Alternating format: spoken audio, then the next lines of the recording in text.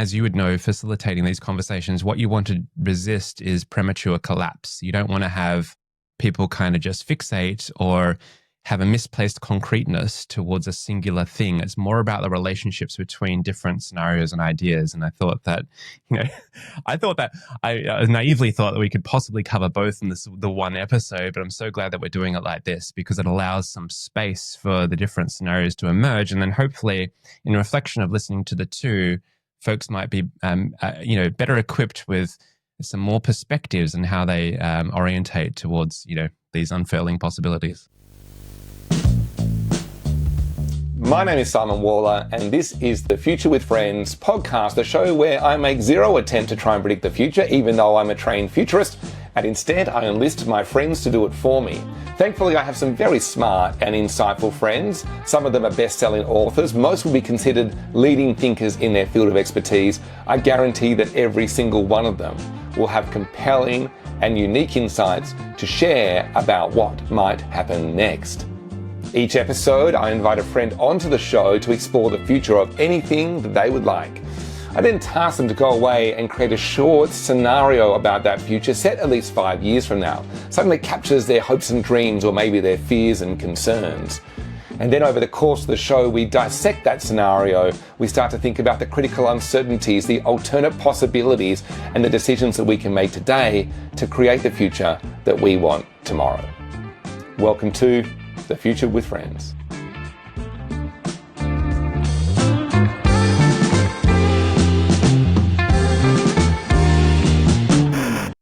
Welcome to episode 8 of The Future with Friends. This is the second half of a double feature with the amazing Dr. Jason Fox. So if you haven't listened to episode 7, the first half of the double feature, jump back in, have a listen to that, and then rejoin us. Both episodes are based on the theme of the future of continuity, but they look at it through two very different lenses. Episode 7 looked at it through the lens of continuing the current system that we are developing and building, especially with the influences around artificial intelligence. The second half looks at the concept of the continuity of life. What Jason's done is write two scenarios that are set in the very same world, but they look at two very different perspectives. In this episode, we delve into some concepts around Web3 and what alternate governance structures might look like. We look at how political debate perhaps could be better free-framed as a political discussion. And we dive into the value of friction in our lives and how it helps us understand what really matters the most to us. Welcome again to The Future with Friends. I hope you enjoy the episode. Hello and welcome to episode 8 of The Future with Friends. This is the second part of a double feature featuring the amazing Dr. Jason Fox. You should hopefully have already listened to episode 7, the first part of this conversation. If you haven't, I would encourage you to pause now, go back, listen to that, and then rejoin us in about an hour or so. Although the two episodes can be listened independently of each other, I think you'll definitely get a lot more out of this conversation if you've listened to the one before. Including the first little thing I'm going to ask Jason about, which is in the first episode, we spent a little bit of time dissing his first book. Well, he spent most of the time dissing it. Yes, that's right. I think it's actually pretty good. It was called The Game Changers, and a lot around how the use of gamification in organizations and the limitations potentially of that concept, and especially how it gets utilized, and this creation of winners and losers and the issues around the metrics we use in terms of assessing what success looks like and how they get bastardized and warp what would otherwise be perhaps useful behaviors. And that's my quick summary. Is that right, Jace? It's great. Yeah. On point. So we talk a little bit about your second book, and this is not just because I think about your second book, How to Lead a Quest, a lot. And in fact, I have this weird thing where I always worry that I'm kind of like riffing off your work. And it's, you say riffing or ripping? Ripping off or riffing off? I'm ripping off it. And the reason for it is that, so for a lot of my work, I use this narrative or this grand narrative around the ocean and around exploration. And it's because my dad was a professional fisherman. I spent a lot of time on boats. I've done these incredible extended voyages to distant lands, and when I say distant, to places like Indonesia and Papua New Guinea, did a Cedar Hobart yacht race. And as I've got older, I see so many of the lessons that I use in terms of leadership and in terms of strategy through the lens of navigating these kind of uncertain spaces and the ocean and the like predictability in the ocean. And the thing is, in your book, that is very much the analogy that you use as well for this concept about how to lead a quest. So every time I do it, and again, I check myself and kind of go, okay, is this my legitimate thing? But I do also kind of know that you do it so beautifully in your book. So I just want to raise that and just clear up the air. Yeah, no, it's a cool thing. I think that I don't think anyone owns ideas, and this is something that the great plagiarism machine we call AI has kind of showed us, is that if you put things out there, it's in the commons. And the reality is all this stuff is synthesis of everything I've experienced, everything you've experienced, and we put it out there and share. At the same time, it's nice to have like the honoring and relationality to the kind of provenance and lineage of ideas and thinking. And I don't claim ownership. There's not any other stuff. There's a particular way of seeing, and you've definitely got the lived experience on the sea. But you just made me think about a related metaphor. Slavoj Žižek, the very esoteric or obscure populist philosopher, has a book called Disparities, in which he points out that in the past, it used to be the underground that was feared, because that's where hell is, that's the underworld and so on. But in these days, it's the ocean, it's liquid, it's things that are fluid, things that aren't stable, that you can't trust. And I think this pops up a lot in the work that you and I both do. We have clients and worlds that are so desperate for certainty and control and stability, and yet what we're trying to help them be prepared for is uncertainty, volatility, ambiguity, complexity. So I think that that it's larger than either one of us, is what I'm saying. Yeah. I suppose the other thing that I wanted to ask you about with that, because in the first podcast, we talked about kind of half jokingly that sometimes these conversations could be considered a little bit controversial and perhaps a little bit unpalatable to particular groups of possible clients who are so desperate for that level of certainty that even to raise the specter of the conversation about uncertainty and unknowing, that suddenly makes you not a very safe choice for them. I wonder though, like even with that book, How to Lead the Quest, I feel like that was, in the way it's positioned, even the concept of it, this is a quest, as opposed to a clear plan of action that's going to take us from A to success in the future. Like, like that feels like in and of itself was almost like quite a controversial decision at the time. How do you feel about it now? Because that book now was probably written, 7-8 years ago? At the end of December this year, it'll be 10 years. And so I'm actively thinking about what a 10-year anniversary edition might look like next year, because there's been a lot that I worry though that I've got a kind of the cynicism that one accrues as being a consultant in this space for some time. So I'm not sure I'd write it with such a glowing disposition. The thing that there was a subversive thing, because the game changer, I was living in the horror of witnessing that successful book be the mimetic drift that would happen, where I'm seeing folks trying to overly gamify and optimize workplaces by applying game-like aesthetics over to what is effectively just performance metrics, and that's when also I, was familiar with James Caster's work, Finite and Infinite Games, in which he uses this exquisite metaphor of the machine and the garden. And partly what I hope, and this, the book is like the How to Lead a Quest, and a lot of my work these days is trying to liberate folks from machine mode into mythic mode, or trying to unlock mythic mode for them, or trying to have them return to mythic mode, where it's much more about relationality and story and presence and warmth and imagination and a disposition and an orientation towards a world more curious and kind and a future less grim than it is simply about winning within defined contexts. Yeah, the other thing I've taken away from what you've just said is that you've now also ticked off your one key success indicator of a podcast by dropping James Carsey into the conversation. Yeah. That's right. You can't stop me. we're 6.5 minutes in, and Yeah, that's right. Side note though, one of someone who's been subscribed to my newsletter for quite a while, finally hooked up with him. He actually studied with James Cass, and his name is Matthew, and he and I, and close friends of his, have been reading an unpublished follow-up to Finite and Infinite Games that James Cass wrote called Poetry and Money, or The Poetry of Money. And it's been fascinating. It's been so good. So I'm excited. I'm excited for the possibility of this unpublished manuscript or something. Who knows? Something may manifest in this world to even revitalize the conversation around finite and infinite games. Awesome. Now let's jump back into the conversation. Thanks for committing me my weird flex. Thank you. It's very kind. Okay.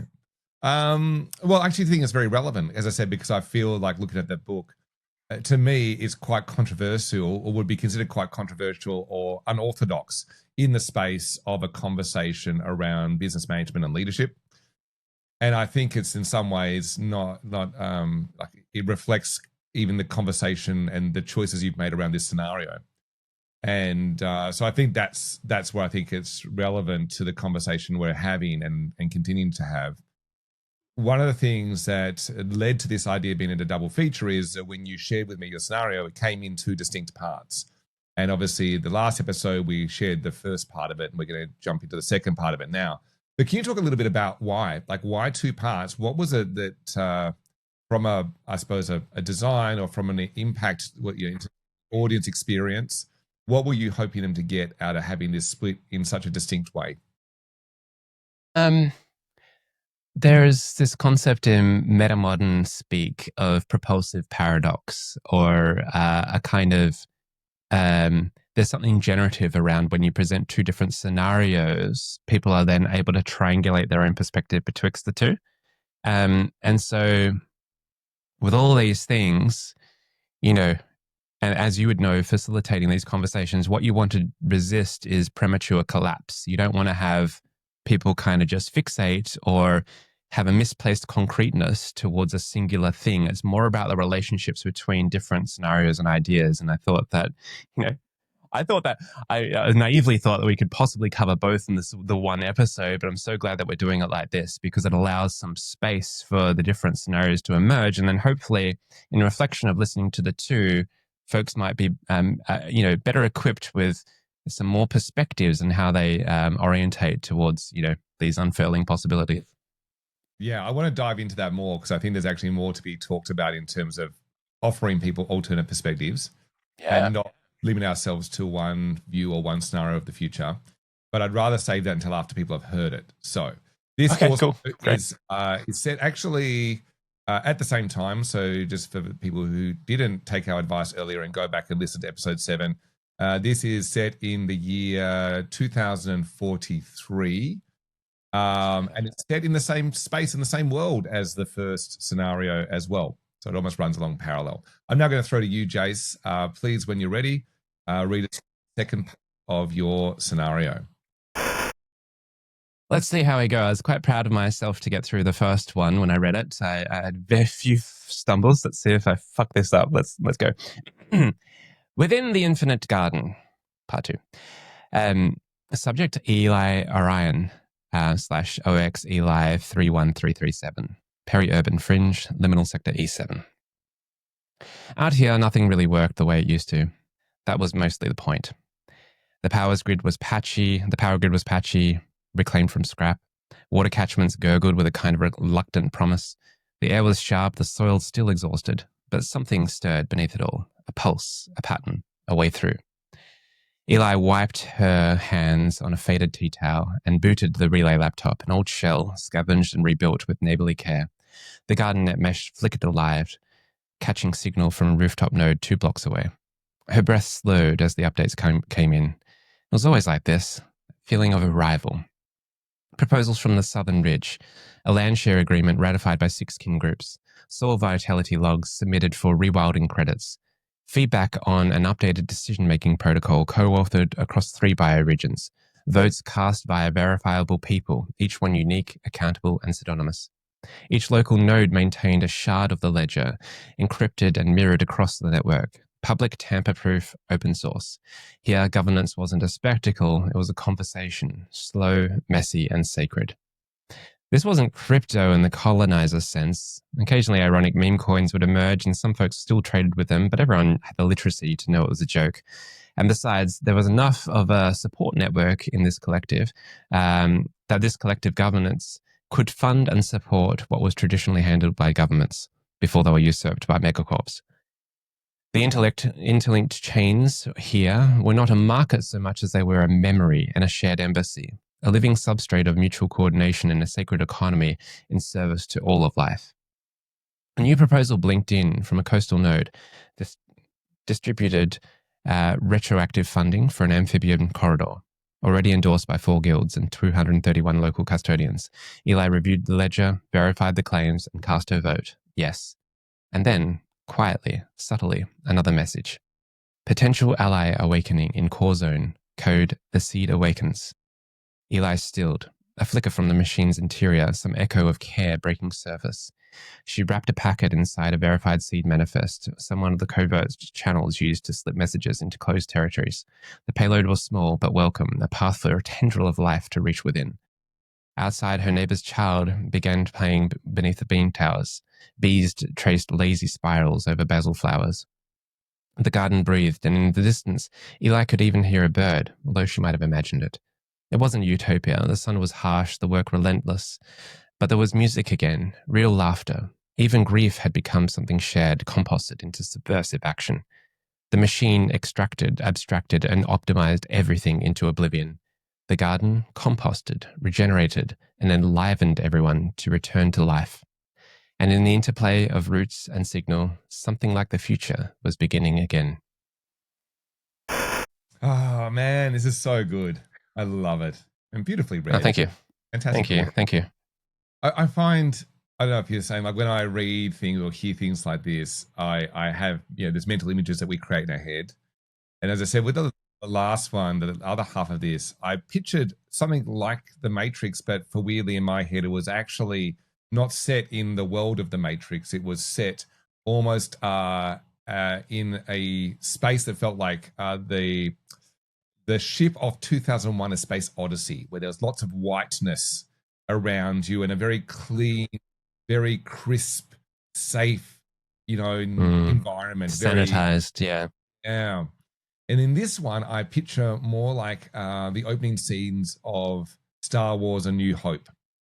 Like the bit where, Luke's living with his uncle, and you're in this like outer reaches area and things are cobbled together, but we're making it work. That's kind of the vibe I get from this. That's it. But this is interesting, right? Because within storytelling, artists, poets, we're seeing these patterns play out. So we got Star Wars with the Empire and the Rebellion. You've got Hunger Games with the capital and the outer districts.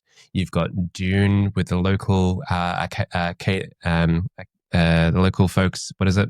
The ones with the spice and stuff like that, and then and the colonizing emperor, stuff like that. There's this consistent pattern. We are being taught this, the dangers of these monopolistic, imperialistic, control at all cost monocultures that are contrasted with a diverse, decentralized. It not as efficient, not as orderly, but there's a different kind of quality to this scenario, a latent vitality, even amidst in this particular one, a ravaged environment. There's still a kind of a different warmth to it. But I do think what probably I feel is different, say the examples of, say, Star Wars, where the antagonists, the emperor, the villain of it is still someone who takes human form, whereas in this it feels like the villain is the Shlogoth, where it's the machine that is potentially even manipulating its human creators. Like we don't see the person behind the curtain pulling the strings, we see, you mentioned the megacorp, but it's almost the megacorp in and of itself is the AI. So I kind of feel like that's an interesting differentiation in this. So that's why I was like, the first one very much feels like the Matrix, where it's the machine that is in control. Whereas in the second half of it, it feels like very much this kind of humanity permeates in the scenario. There is an increasing sensibility that I've noticed amongst very smart folks that I follow and inspired by, which is this return to a kind of a revitalized animism. And by animism, I'm referring to like the default modus operandi of like for most of the history of humanity, except for the last perhaps 200 years or so. There's where we kind of relate to entities and life forces, and we have organizing principles around it. So in the first scenario, I feel like you're right. It's like the artificial intelligence as entity, coupled with Moloch as the god of coordination, failure, perverse incentives, and child sacrifice. This kind of the natural byproducts of the paradigm of capitalism and the monetary system that we have, which is all about growth and extraction, made manifest. And so you can't point to any individual like you can perhaps in Star Wars, although perhaps Darth Vader was like a product of, a corrupt, galactic council, and so on. It's just, but deeper within this, the mythic response is looking to how does power work? And one of the common lessons that we keep having when it comes to power is absolute power corrupts absolutely. And so what you want is for power to not centralize. You want it to be fluid. You don't want to kind of completely eschew power. Power will always exist, but you want for it to kind of have a dynamic, fluid, and diverse sense. So you're not getting these stagnant scenarios where a certain group have power over a vast majority of the other group, which kind of then plays into the contrast of this scenario being decentralization rather than centralized control. It's almost a system is where power leads to the accumulation of power. There's no balance. There's no balancing force in the system to exactly. So you get like people that have money can then invest money to get better advice, to get more money so they can grow their riches. People that are in the ability to influence how laws work can then work out laws to help protect them more. So power, money, laws, all that stuff like tends to have power law effects like within distributed networks where just through over time as a natural phenomenon, power tends to accrete towards a small few. And so what we want to do is to try to design and protect against the natural tendency for within distributed networks for power to concentrate or to be centralized. We'll jump into more of that in a second. Before we do so, I want to touch on just a couple of things we discussed before you read the scenario, which was this concept of the value of multiple perspectives. So one of the mechanisms within scenarios is it's very rare you just give one scenario. And I know this podcast is an example where we really ask people generally, hey, just do one. Tell us a story about the future and let's discuss it. Obviously acknowledging that is like whatever it is that people put up definitely will not happen. Not in the exact way that it was articulated. There is infinite number of possible future scenarios. The chance of us picking the one. Yeah, that's right. So the mechanism for doing so within scenario planning is let's not try and predict the future. Let's try and understand the boundary of the future. And the way we do that is by articulating maybe 3 or 4 very different views of the future, very different scenarios, and saying, again, none of these are true, but they all contain elements of the truth. Now, within this, though, what I find interesting is that, yes, you've given 2 very different scenarios, but they're actually part of the same future. So this is a world, and in this world, we have these 2 interlinked scenarios where there's almost 2 actors playing out very different versions or very different lives in this future. Do you want to, I love it. And I love how the connections, the subtle connections between the 2 in terms of the message, in terms of these kind of references to Ethereum and decentralized power structures in the first one, and then in the second one we get to see them play out a little bit more. Can you talk us through about like what led you to this as a mechanism? I think it's brilliant. So there's my preface. But, Thanks. like, yeah, tell me a bit about like what went through, like how you thought your way through this. I'll just quickly caveat that I'm agnostic to any particular blockchain or so on, but Ethereum has good founding. And we'll get into maybe some of the details there. But the metaphor of the infinite machine and the infinite garden, I think, is really quite wonderful and telling. So in the first, we have a scenario where continuity was optimized, but it was optimized based upon a singular metric that was the result of abstracted other metrics, and it was done via like a cold calculus of what would effectively, if we're thinking from the lens of an artificial intelligence, then it needs energy. And there's a little echo of the paperclip maximizer, which I'm sure you've come across, the scenario of an AI who's tasked with creating paperclips and ends up, consuming all matter in the universe in order to kind of produce paperclips. So we have that. And whereas in the second scenario, there is this kind of continuity, but it's continuity of life. And I say life with a capital L. And this is a kind of post-humanist approach to, valuing all of life, including other than human species as well. And so you can see the character is checking in with various other custodians that are tending to the conditions for regeneration and emergence. They're building amphibian corridors. They're looking after the soil and the land, and they're doing so in a way that it hints towards a more of a sacred economy. And there's a book, Sacred Economy, by Charles Eisenstein, that I think is a beautiful gesture towards what this future may be. It's instead of having what we currently have is that backs money is forever wars, oil and gold and nation states. Instead of having that at the heart of what money is backed by, where fiat is effectively backed by force. Instead, you have, and without it being also, hat tips to the Bitcoin maximalists, but we're also not talking in this scenario about money that's backed purely by huge uses of energy. Instead, we have verifiable, open-sourced accounting of efforts that are orientated towards nurturing what is sacred in life, and that is our living systems. Sorry, so there's a lot going on here. Yeah.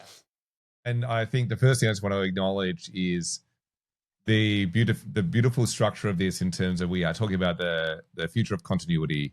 We have two scenarios that both explore what that might mean from quite different perspectives, from the perspectives of continuing the machine or continuing, and not just the machine, but I think the created structures paradigm, that allow the machine to dominate in the current world environment, and that goes down to little things, even like that you get a tax break if you invest in capital, but you get taxed more and pay payroll tax if you employ humans. We actually have an environment that maximizes the use of the machine. And we have another version of this same story, which is obviously still about the future of continuity, but it's about the continuity of life rather than, or a bigger purpose of continuity than perhaps limited to the current paradigm about how that's playing out. So I just want to acknowledge that first of all. I do want to jump into a little bit around the governance aspect of this. And I say, I know we've had conversation in the past. I know you've even run a couple of little kind of public programs to try and educate people around Web3 and the value of these types of blockchain-based tools in terms of governance. And I have to acknowledge I kind of feel like quite unknowledgeable in this space. Like I have probably seen lots of examples of where blockchain is being used poorly. and very few examples of where it's actually been really meaningfully applied. And again, you picked up on that, the Bitcoin version of this, which is kind of based on the consumption of ridiculous amounts of energy and how unsustainable that is as a model for whether it be governance or value exchange. Can you talk us through, in a really practical sense, how you imagine the blockchain or Web3 tools are employed in this world in a way that feels really positive? Okay, so just to catch folks up, a blockchain is effectively a distributed ledger. So right now, the financial system works by there are ledgers where if you're borrowing or if you're depositing, it's written on a ledger. These ledgers are largely private. They're obfuscated. You can't see what's going on. And they're ultimately under the influence of centralized control. So you can have your account money frozen if the government suspects that you're sympathetic to, children that are being burnt and starved to death. And that can have genuine material impacts in your world. I'm, by the way, pro-government. I really love government. I want us to have a healthy, flourishing civic society where we don't need these technologies. My deeper concern, though, is that we're witnessing a kind of a corporate coup that is playing out where governments are largely subject to the whims of capitalism. And my worry is that having faith in democratic governments alone is perhaps not enough here. Hence why there is a focus on convivial technologies. And the point of a blockchain such as so when Bitcoin emerged, it was very novel. The energy use was nothing what it is today. And it works by this proof of work consensus where in order to verify that a block, and a block is a set of transactions that have occurred, where in order to verify that, you have to have what is known as a consensus mechanism. A consensus mechanism in the Bitcoin perspective is proof of work. So each block, when it's produced, is checked by validators. Validators exist on people's computers distributed all over the world. And the validators will check that what is in the block is accurate. Now, they kind of prove that they're validating that by proving the work that they've done, the energy that is expended. And it would be costly for them to actually try to have a false transaction pass through. And by getting validated, it means that you can accurately rely on the transactions that are happening. The challenge is now, though, we've got a huge history of all these transactions in the blockchain. The Bitcoin blockchain is big. It's slow. It takes a lot of energy now to prove the work, whereas back in the day it was quite a little bit. Still less energy than what the current global financial system uses, but it itself, I think, is a very important pre-generator to blockchains. The trouble is, well, let me just talk to then Ethereum blockchain came along. The difference between Ethereum and Bitcoin is that Ethereum enabled you to run smart contracts. And so a smart contract means that if we have a contract, you can then vote on what the contract is. And based upon what the votes are, the contract will get executed or it won't. And because it's open source, people can see and read what the impacts will be. They can discuss it and so on. And the governance is completely transparent. It's open and people can vote which way to do things. Ethereum started off as proof of work. And this is important because you want to resist centralized capture. If someone were to try to capture the Bitcoin blockchain, they would have to have, it would take them trillions of dollars to do that, to buy out all the nodes, to do what's effectively a 51% attack, where you have more than 51% of the nodes to take over it. It is nigh on impossible and also very impractical. Ethereum started off with proof of work, so it established a strong decentralization, but they did one of the most incredible carbon reduction things ever. They switched from proof of work to proof of stake. So what that means is the validators, instead of proving that the work was being done by the energy generated, they just put some of their own funds at stake, which means that if you passed a false transaction, you would get slashed, you'd lose some of that funding. And so the incentives are baked in you don't want to pass false things. So you still have verification. It's just not using the energy. That reduced the energy load by 99.98%. Right now the Ethereum blockchain is many orders of magnitude smaller than PayPal's energy use, than video games just within the United States. It's very, very cost effective, very energy efficient. And so now you have a distributed network of validators that are paying attention to what's automated, validated process, but paying attention to what's going on. One more part in this, there's this emergence of regenerative finance.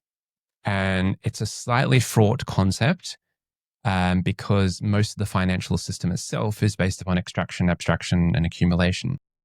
But there is a sense that if you have a block of land, you should be paid for regenerating it rather than opting to clear it and turn it into a car park or a palm oil plantation. And so what regenerative, like Regen Network is a great example. What they're trying to do is create the conditions where you can have verifiable regeneration, coupling live satellite feeds, soil monitoring, a whole heap of environmental scientists and so on to monitor, how effective you are at reforesting or blue algae, or what the carbon sequestration is like for lagoons, but then also not being tunnel vision just to carbon. It's like how we're contributing to species rehabilitation, how we're contributing to habitat, the whole bunch of things that are that very beginning of what could be a sacred economy. Now, what we currently have, though, when it comes to carbon credits is a system where there's all sorts of double accounting, obfuscation. We might pay an extra $3 for carbon credits on our flights, and we feel we're doing our part for the planet. We shouldn't be flying, but such is our work. But then we also know where those carbon credits come from.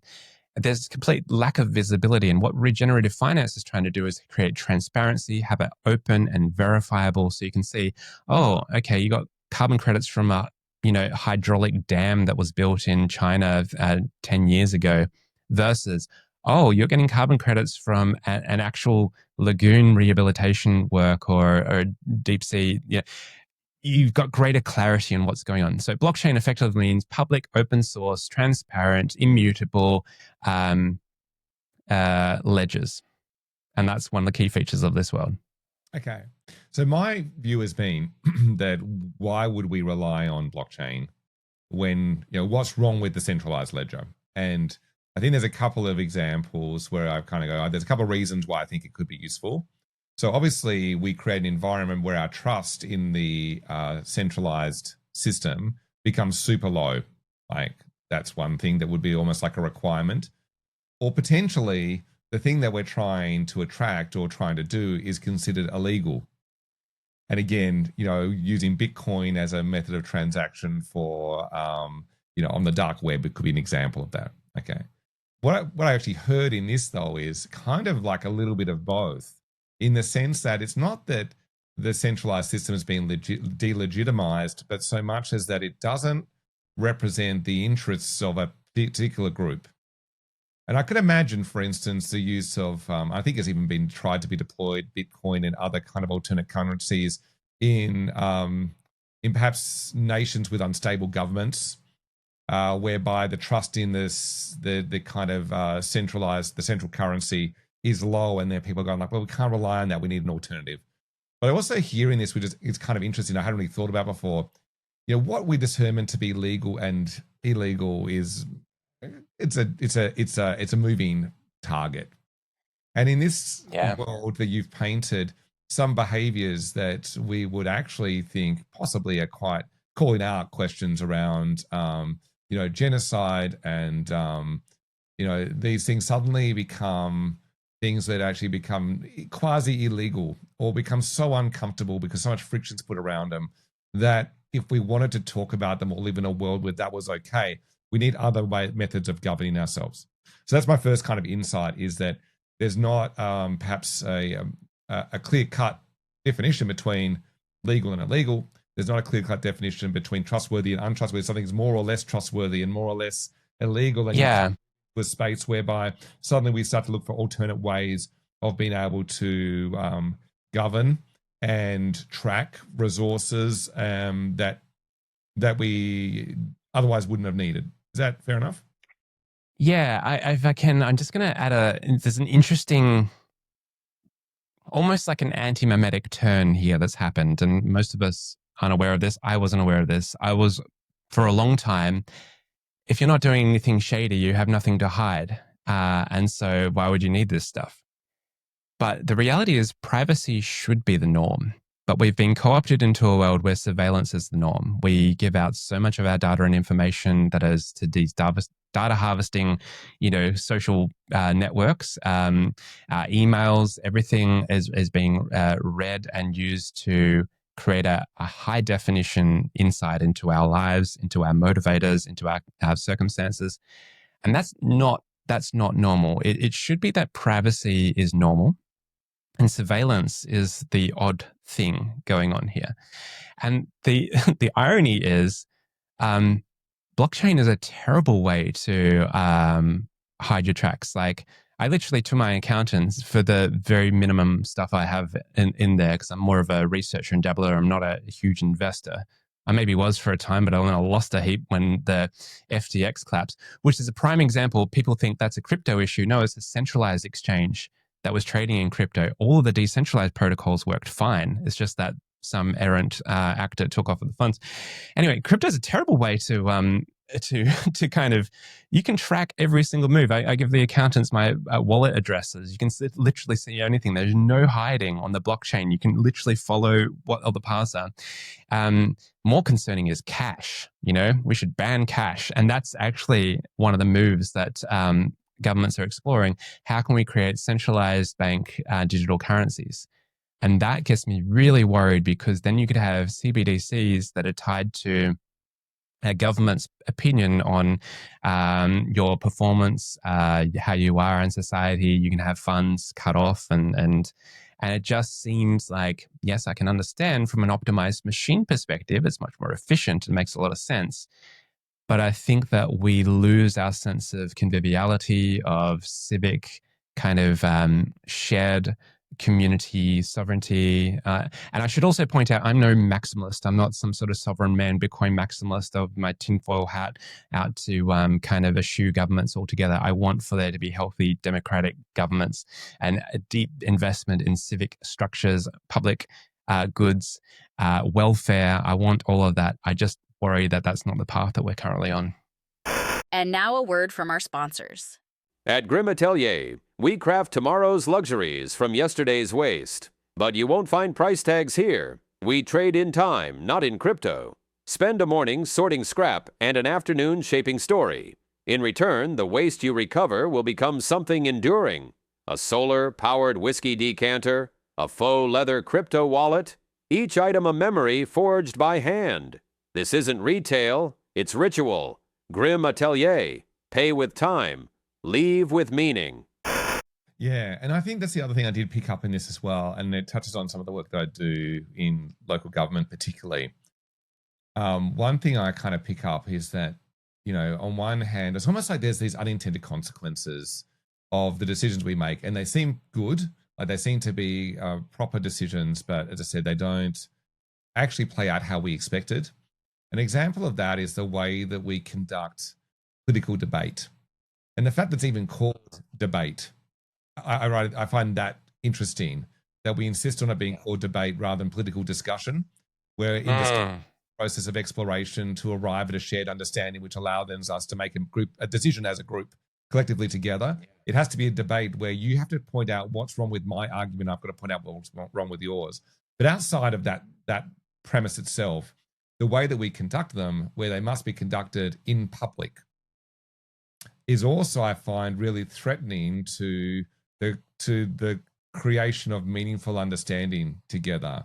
Like, there has to be a space for us to be able to talk about things outside of the public eye, even if we're politicians.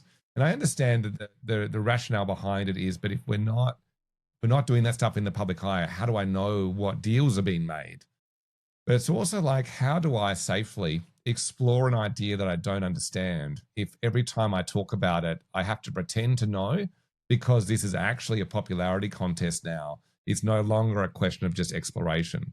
And so I think we kind of almost touched on this a little bit in the first half of the scenario, but it comes out more in this because you talk about the concepts of governance. And I do, one of my, I suppose, if I go, where's my pushback a little bit against things like Web3 and again, acknowledge my limited understanding, is the abstraction piece of this as well. And the idea that we would make these decisions in the virtual space as opposed to being made in the physical space with a virtual validation. Does that make sense? Yeah, no, it's valid. The idea of blockchains and smart contracts is trust minimization. It's not to completely remove trust, but it's like the bits that we're voting on, you can see open source, you can see exactly how it's going to be executed. Anyone can verify that. But the reality is how people arrive at that decision. Like one of my favorite protocols is Aave, which is like a decentralized bank. But you can literally go to aave.com. You can open up the government's threads. You can see the conversations that are in process. You could even see the temperature, the pulse check. You can then see the decisions that were made. Everything is out in the open there. There's also sometimes people will get together in spaces or use some of the existing Web2 architecture to talk things out, to hash, more complex things out. You have almost like protocol politics where you have different perspectives emerge, and ideally you want protocols to be anti-fragile. So you want to have optimal conflict. You don't want just everyone passively agreeing. You actually want to have spirited, invested conversations around the direction of it all. And over time, being immersed, you get to realize there are certain characters that show up and even vote for proposals that are maybe not in their own personal interests, but they agree that it's healthy for the protocol itself. And the whole thing of protocol development, like if we were thinking like governance and we think about protocols, so nice that we're chatting here. This podcast goes out, you'll be sending an email via simple mail transfer protocol to let people know about it. We're seeing things based upon hypertext transfer protocols, HTTP. Protocols are beautiful and they help us run and coordinate things together. The issues with closed source privatized things where you kind of have invested interests that create a protocol or a way for us to cohere and then extract value from it. But the challenge with protocol development is who's going to fund it, who's going to pay for the time for people to invest their time creating it, maintaining it, and so on. Hence where the tokenization comes in. And that's usually what's happened is when protocols are developed, there is a skew towards rewarding folks that were early, that folks that helped to build and design it. And over time, the intention is that decentralizes. And the beautiful thing about blockchain, because it's so transparent, is you can see how centralized something is. So like some of these meme coins that are out there, like when Trump, I'm so fucking pissed off, like he launched a meme coin in the weekend. It's like so ridiculous. But anyone paying attention can see that they owned 80% of the supply. It's just stupid, but there's this mimetic momentum that people get swept up in, backing this stuff. And there's almost like a kind of literacy that's required of people that we don't have. It's kind of like in the early days back when people would fall for the Nigerian prince scams, where they'd send money to some prince that would otherwise access the billions of dollars. It's like we're back in that phase of things at the moment. It's still very early in terms of our literacy around it. Unfortunately, it's probably even a little bit sadder than that. By the looks of it, what's actually been now used with those meme coins is a pay for access, where people will buy. I think there was a dinner that Trump held last week, whereby basically the top 3 purchasers of his meme coin then go and have a sit down dinner with him, and which is, as I said, it's even more disappointing than the fact that it's just a joke. Can I just point out? Oh, sorry. One thing that's like. This all originated with this cypherpunk vision of like, actually, we can see that the dangers of too much control, centralized. So we need to have these other things. Then there was solar punk. And then there's kind of this pragmatic lunar punk thing that emerged. It's like the principle being, be wary of too much centralized power. We want power to be distributed. Just like how you say, is it like the future? What was that quote that you like to share? The future about? The future's already here. It's just not evenly distributed. Yeah, that's it. Yeah. Yeah. A couple of things. I just want to pick up on something you said there, and before we move on to some other aspects of this, there's something that I know it tweaks for me when people talk about this idea of minimal trust or zero trust environments. And the question I keep raising, why would we want that? Why would we want an environment that doesn't require trust? And the reason is that if we don't require it, then we're not forced to go and create it. And what would be actually like, ideally, I want to live in a world that is a high trust environment. And that high trust, my experience of creating that high trust comes from the physical connection, like, and engagement with individual people. Like, I have a beautiful trusting relationship with my neighbors because we actually hang out together quite often. And I know I can trust them with the keys to my house. I can trust them with my kids and my dog. You know, all of these things come from the fact that we built this relationship in a physical world, and it's a high trust relationship. And I understand that that's not quite the premise of what's being talked about. But again, I feel like the unintended consequences of creating environments that only require low trust is then we only bother creating low trust. You know, and that's just something I pick up on, and I wonder if you have thoughts on that. The linguistics are awkward. So it used to be trustless. Now they're going with trust minimized. I would see it as like, it's like when it comes to you don't have to rely upon trust because you can verify. And what that means is you actually ironically have a higher trust. Like, I know that if I was to send a transaction on the Ethereum blockchain to a friend on the other side of the world, as I did a few weeks ago, I mean, I can see everything. I can see the block. I can see where how many validations it's gone. I can see it all that. So it gives me immense trust. What it means is, like, as opposed to working with a bank that then has to talk to another bank and so on, where I'm having high trust in that process, that someone will take my request and actually progress it within the 3 days or whatever it is. Instead, it's like trust minimized. That doesn't mean that we're trying to create low trust environments. We're just trying to minimize the trust that is required in certain processes coming out. So a smart contract, as opposed to a normal contract with someone, where you just trust that they're going to do what they say they will do, a smart contract, you'll see that, if we agree on this will automatically be executed and these are going to be the outcomes. Having said that, though, yeah, we want convivial tech. And so the combination here, and we see this in this scenario, is this combination of like this meta global perspective, because most of our challenges are of a transnational thing that they cross all boundaries, coupled with this hyperlocal reality. So I want to live locally like you, and I have good, warm, convivial relationships with community and so on. And then I also want to be able to be attuned, because I know that we have networked bioregions. We have a kind of a planetary mutualism that we're working towards. And if there's a global conversation that's happening around regeneration and how we can invest and improve protocols for that, then I think that's a good thing to lean into. But the language is awkward. Trust minimization is more just like, it's more like, don't have to rely on trust. You can literally verify what's going on, which gives you more trust. Trust in the technology rather than trusting the individuals that are part of the network, perhaps.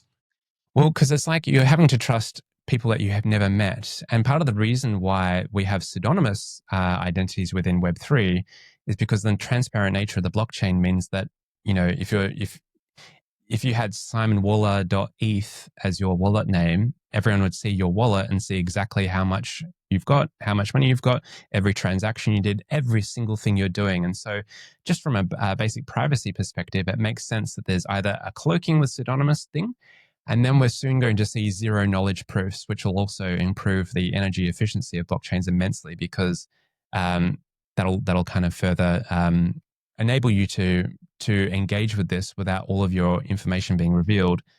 But at the same time, because then you don't know who you're working with, there are things that need to be in place to minimize the trust that's required in order to coordinate with someone you've never met on the other side of the world with funds and money.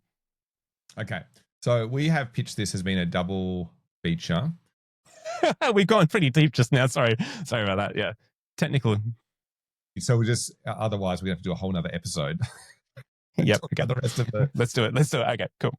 The other thing that really picked up on this, and again, it's something that kind of we got so close to talking about. I think the word was mentioned in the first part of this in episode 7, the concept of friction. And I've always found the concept of friction super interesting in the idea of how do we put friction in the way of behaviors that are undesirable. And yet it feels like in part one of this, of this scenario, that almost gets used against us. Like who determines what's undesirable? And I love in this scenario, life is full of friction in this world. Things don't always work. Things are cobbled together. And so I think you've made the line that it's almost like, but that's almost the point. Talk through a little bit about how you see friction in the world, like both in this world potentially, but even in your own world, and like what role do you see friction playing, and in a positive sense rather than just as a negative sense? Oh, it's such a beautiful question, and I love how you've attuned to this. And I love how you asked me before we recorded, what was my coffee process, and I was saying that like I need to put friction in between me and coffee, and so I kind of go for a pour over or AeroPress or things like that. The friction in this world, there is something that's quite grounding with friction. There's something to be said. I was almost playing with like having to crank up the power for the computer, but that didn't really quite make sense because there would be, I guess, some sort of batteries or so on. But we live in a world right now where we are so abstracted from the actual energy that's required to produce the things that we consume.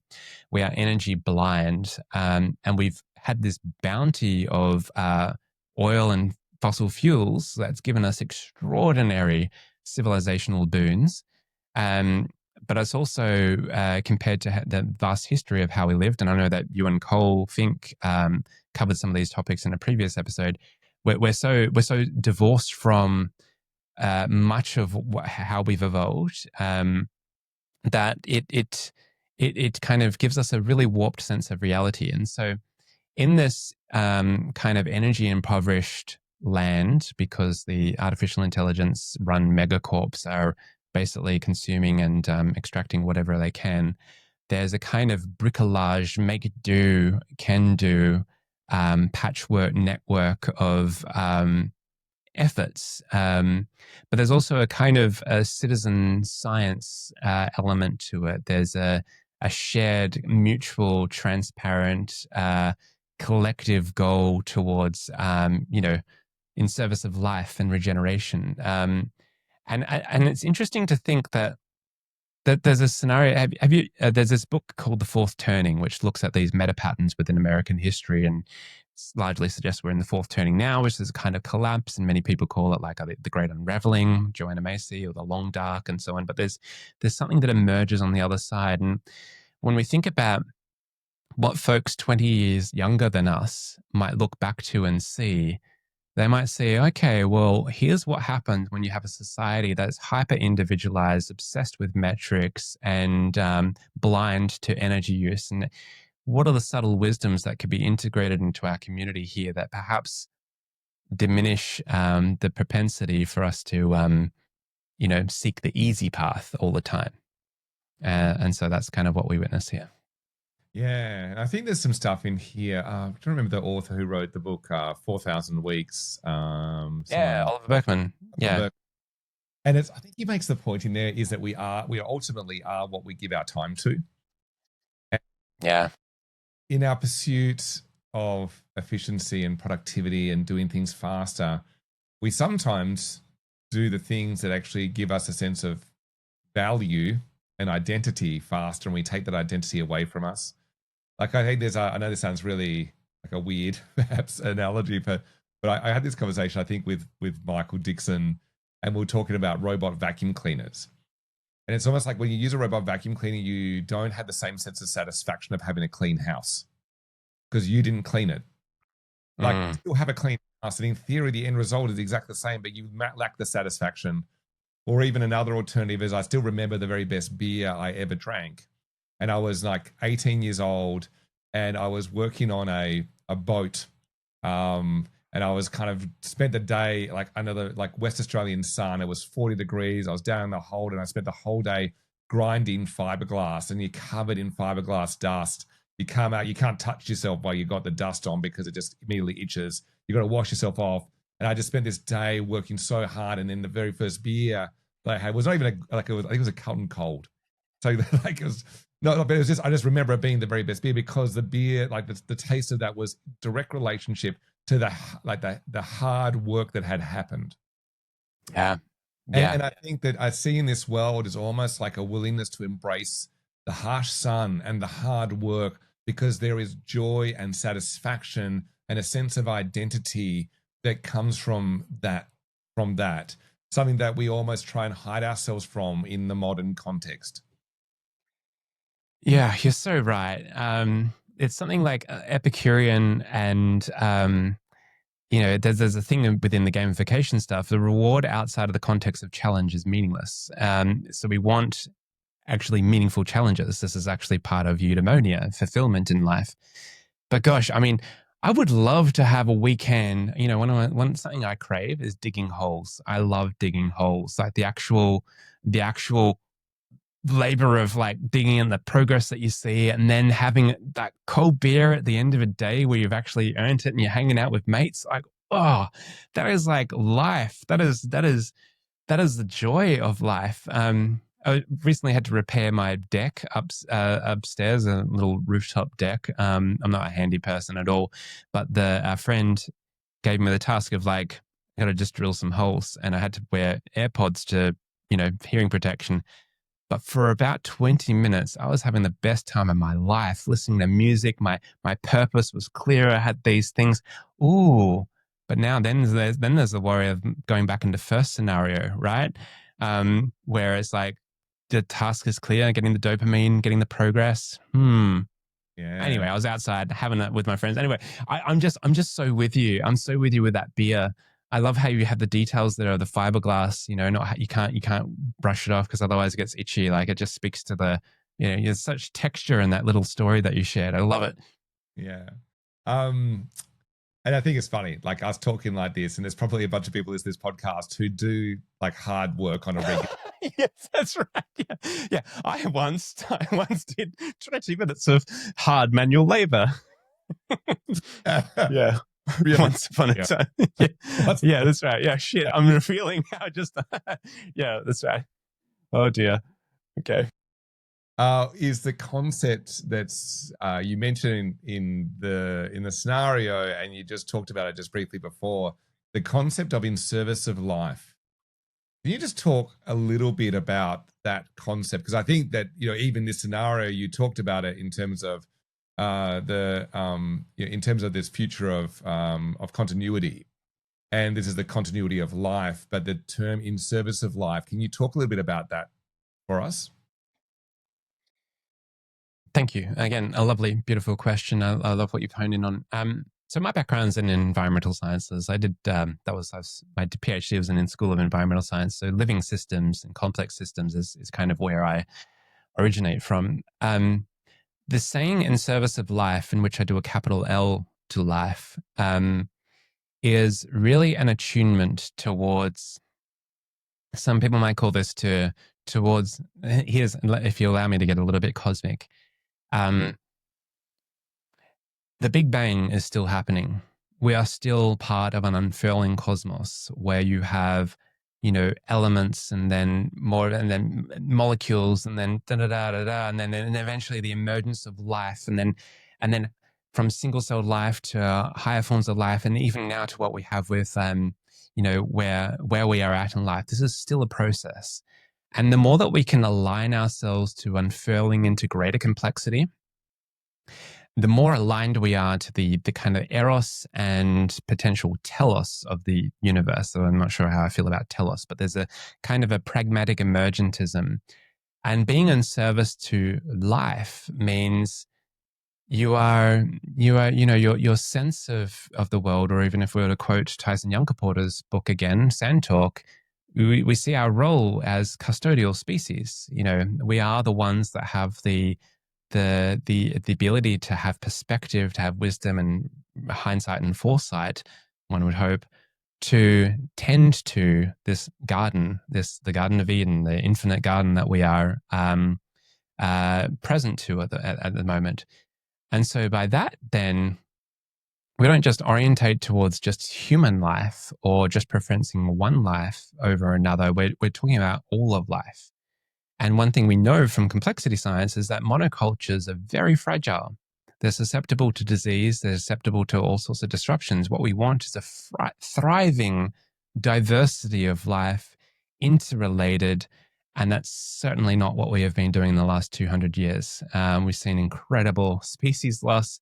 Even just, that you would remember driving around as a kid, there would be so many bugs in your windscreen.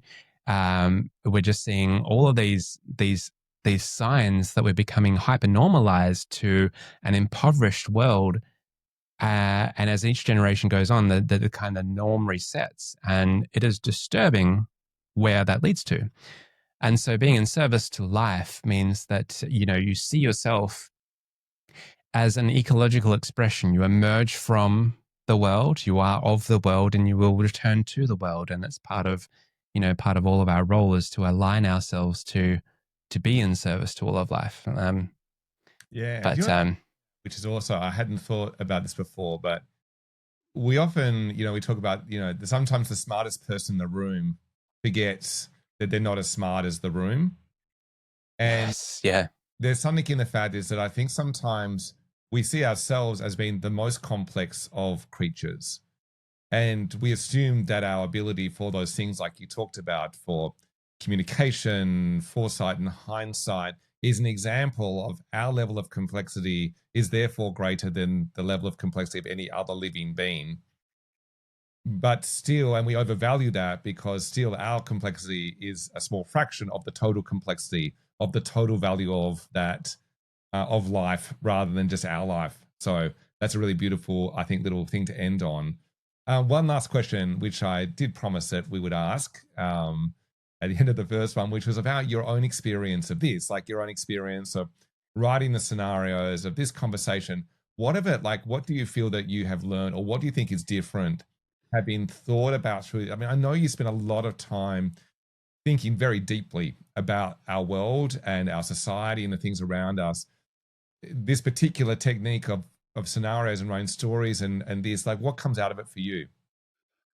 I love it because it's almost like, the scene where we're having the cigarette after intercourse, and it's like, so how was it for you? Yeah, no, it's been good, man.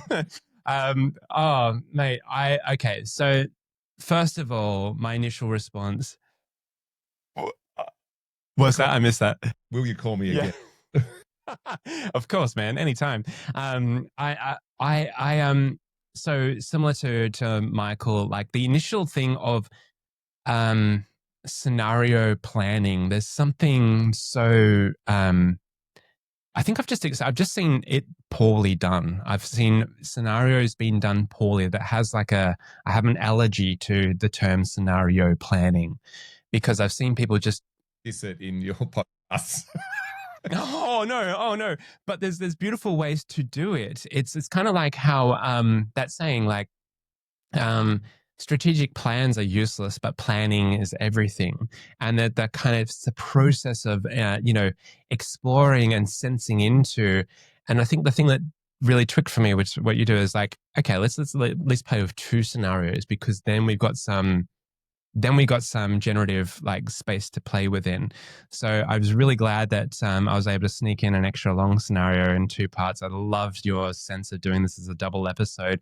I think that even between the episode and folks listening to this will have their own kind of, sense of things. Even as I, alluded to in the example of the renovations, where I was like having such a good time drilling holes because the task was so clear and non-complex. I just found myself revealing to myself just the allure of that simplicity in life and just how satisfying that is. So, the future is messy, but I love in the way that you do this and in the format with friends where we're not posturing for work, but we're just, having a good time together. I thought, I was saying before, like when we started, I was worried that I'm kind of spending too much time talking. And I find your questions are so tantalizing and generous and insightful and astute that, I couldn't resist them.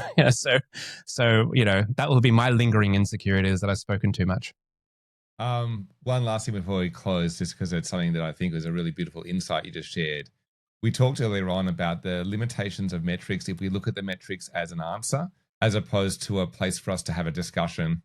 And I think it's the same with scenarios. If we're looking for the answer in the scenarios, that's a really limiting perspective.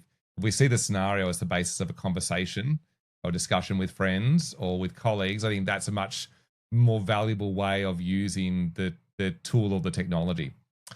But for now, we're going to have to wrap this because otherwise we're definitely going to bleed into a triple feature. It's just been amazing having you on the show, Jace. Like, I'm so grateful for your contribution to it and our friendship more broadly. And genuinely, this is a beautiful reflection of the type of conversations we do get to have when we catch up. I hope we get a chance to do it again soon, but thank you so much for being on the show. Thanks, mate. It's been so good. I'm going to have you on my podcast sometime soon too. It's going to be great. Thanks so much for listening. We'll be back in another couple of weeks with some more episodes. Until then, catch you later. Well, that is all for this week's episode of The Future with Friends. If you've enjoyed the episode and you want to support the show, the number one thing you can do is share it with your friends. In fact, it would give me no greater joy than to think in a small way the conversations I'm having with my friends could be a positive influence on the conversations that you are having with yours. Other ways to support the show include going onto the podcasting platform of your choice and giving us a rating. Obviously, I would like it to be 5 stars, but you should ultimately do whatever feels right for you. And if you don't feel quite ready for that yet, if we're not at that point in our relationship, the other thing you can do is send me small gifts in the mail. I always enjoy receiving them. Well, that is all for this week. We will be back in another couple of weeks with the next episode. And so until then, my friends, I look forward to seeing you again.